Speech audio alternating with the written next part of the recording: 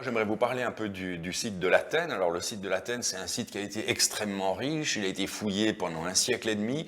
On y a trouvé des milliers d'objets qui aujourd'hui sont un peu disséminés à travers des musées du monde entier. Alors la collection principale, elle est ici au Lathénium, on est ici au dépôt visitable, où ont été réunis l'ensemble des trouvailles qu'on a de ce site.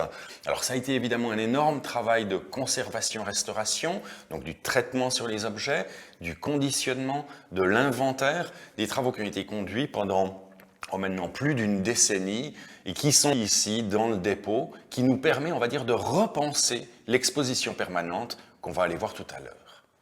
Les objets emblématiques de notre collection sont présentés dans l'exposition permanente de l'Athénium, dans un espace dédié qui s'appelle les Celtes de l'Athènes. Alors pourquoi les Celtes de l'Athènes? Pourquoi ce site de l'Athènes est aussi important? En fait, parce que ce sont ces trouvailles qui ont servi à caractériser archéologiquement la civilisation celtique. Il faut voir que les premières découvertes qui ont été faites en 1857 ont constitué une véritable révolution pour l'archéologie celtique, dans la mesure où on avait des quantités de trouvailles, donc un ensemble extrêmement important de trouvailles, typologiquement compréhensibles, et qui surtout étaient dans un état de conservation absolument remarquable.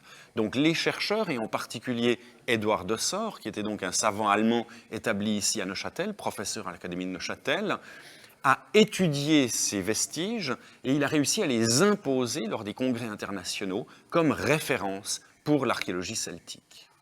En somme donc, l'Athènes est le site de référence pour ce qu'on appelle le deuxième âge du fer, donc qui couvre, on va dire, l'essentiel de l'Europe continentale de 450 à 50 avant Jésus-Christ.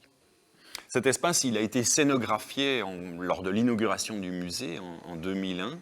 Et en fait, aujourd'hui, on a un peu envie de faire des modifications là-dedans. Pourquoi? Parce qu'en fait, depuis maintenant pas mal d'années, on conduit de vastes recherches sur ce site dans le cadre de collaborations internationales avec le Musée d'archéologie nationale de Saint-Germain-en-Laye, avec le British Museum, Berlin, Zurich, Bienne, etc. Donc des quantités de collaboration, de partenariats avec des collègues, des recherches qui portent donc sur ce site emblématique du second âge du fer et qui, on va dire, nous donne des idées quant à l'interprétation du site. De fait, dans l'exposition permanente ici, les objets sont présentés, on va dire, de manière typologique. On présente des catégories d'objets, on met en valeur on va dire, cette conservation exceptionnelle, les qualités intrinsèques de ces objets, on thématise des secteurs d'activité, et en fait, on esquive, ou plutôt nos prédécesseurs qui ont réalisé le Lathénium, ont esquivé les questions qui touchent à l'interprétation de la fonction du site. Le site, il est présenté ici à travers une maquette, mais en fait c'est une maquette non pas du site tel qu'il se présentait, on va dire à la fin du IIIe siècle avant Jésus-Christ, mais une maquette du site lors des grandes fouilles qui ont été conduites sur les rives du lac de Neuchâtel, à l'extrémité nord-ouest du lac de Neuchâtel, entre 1907 et 1917. Donc on a une maquette, mais qui nous montre des fouilleurs. En fait, on réalise que c'était aussi un moyen de contourner le problème de l'interprétation du site. De fait, cette interprétation, elle a fait d'intenses débats, il y a eu des quantités de discussions, il y a eu des doutes extrêmement forts.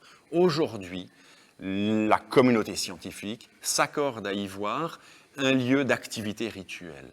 On a des attestations claires de pratiques sacrificielles, d'exposition de trophées militaires, de trophées guerriers. Donc on est à la fin du IIIe siècle avant Jésus-Christ.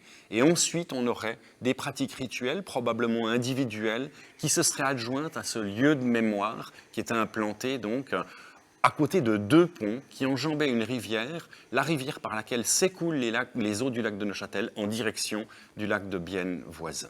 Donc il faut bien comprendre que pour ces nouvelles interprétations, il a fallu des travaux absolument gigantesques, ces collaborations internationales auxquelles j'ai fait une référence tout à l'heure, donc une étude aussi des gros travaux d'inventaire, des gros travaux sur les archives des fouilles anciennes. On a des décennies et des décennies de fouilles avec des quantités d'intervenants, d'où la complexité de ce sujet. Alors aujourd'hui, ces nouvelles interprétations, on aimerait les remettre en scène ici dans le Lathénium, évidemment du fait, on va dire, du luxe de la scénographie dans ce musée, ça implique un gros travail de conception. Alors on y travaille actuellement. L'idée est de garder à peu près le même mobilier d'exposition, mais de changer le sens du parcours de visite. En mettant en lumière le lien extrêmement important de ce lieu de mémoire, de ce trophée commémoratif d'une bataille ancienne, avec la topographie, avec le paysage tout à fait caractéristique qu'on a là.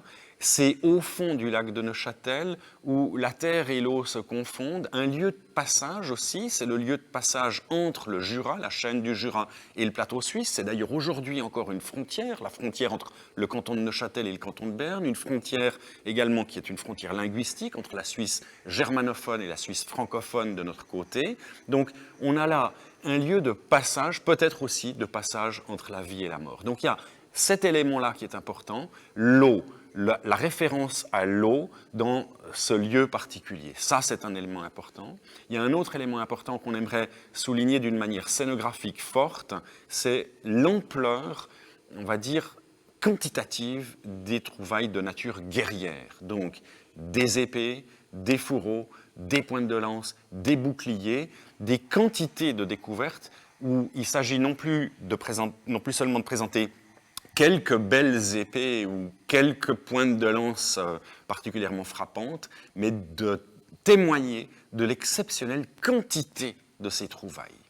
Et le troisième élément, c'est d'entrer en matière sur ces choses qui peuvent nous paraître un petit peu inquiétantes, qui touchent aux pratiques sacrificielles. Des pratiques sacrificielles qu'on retrouve par exemple sur certains ossements, du traitement et des manipulations de crânes de chevaux, par exemple, mais également des pratiques sacrificielles qu'on voit à l'examen des crânes de guerriers qui ont été exposés sur ce trophée. Donc des pratiques, on va dire, relativement inquiétantes, qu'on peut présenter d'une manière, on l'imagine, assez forte, et qu'on prévoit de mettre en scène d'une manière assez monumentale. En fait, lorsqu'on monte les escaliers depuis la salle de la navigation, depuis cet espace dédié à l'histoire de la navigation, il y a une longue volée d'escaliers, et là en haut, on exposerait ces crânes de chevaux et ce crâne humain qui est particulièrement parlant, qui est particulièrement aisé à comprendre, où on voit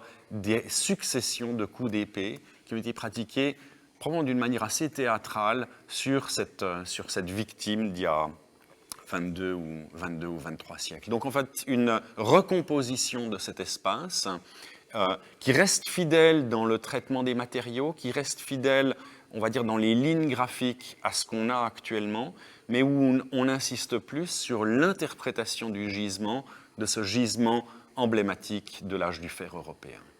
En définitive, c'est là qu'on voit qu'un musée, ce n'est pas quelque chose de figé.